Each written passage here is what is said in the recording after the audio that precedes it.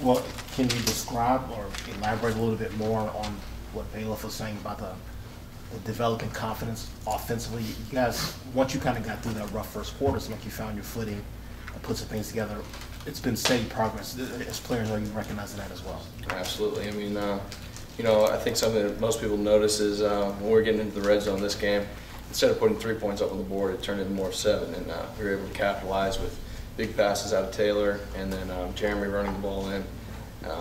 It's definitely going to make a big difference down the road for us, going in and having 21 points later on rather than having like a 13 or something like that with a touchdown and 2 field goals. Talk about that, not accepting just a field goal and actually getting in that position and putting the touchdown, or putting the 6 up on the board. How it feels, or yeah, it's confidence. You go back and it's just you're that much closer to gaining back on your deficit or increasing your points margin. It's it's definitely going to make a big difference on the road when we're behind on teams or ahead. It's definitely going to be important. How much of that is just maturity? Do you think it's about Taylor kind of growing with each start, and how much does that impact the way the rest of the things go offensively for you guys? I think Taylor's growing into his role. 100%. He's the leader on the team. When we're out there in the huddle, he's the one talking, and everybody listens. I think as Coach Bailiff said a little bit ago, he's only started. It was a low number of games because of last season, but where he's gone from the beginning in the season to now is obviously some huge strides. He's becoming quite a role play for us and making a big difference. I realize it's only been 3 games, but can you describe how far along you guys are in terms of everyone recognizing their role? You have some depth at certain positions, but there's a lot of rotating bodies coming in and out. How far along are you relative to where you are going to Southern Miss entering the Texas game?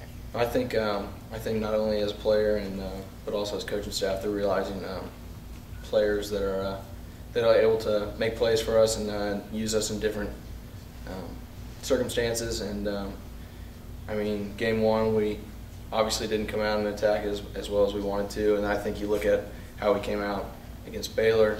It was a slow start, but once we got rolling, passing was very efficient. We had big plays down to Vance down in the corner a couple times, and then a big play down to Randy where he made a huge catch down on the goal line.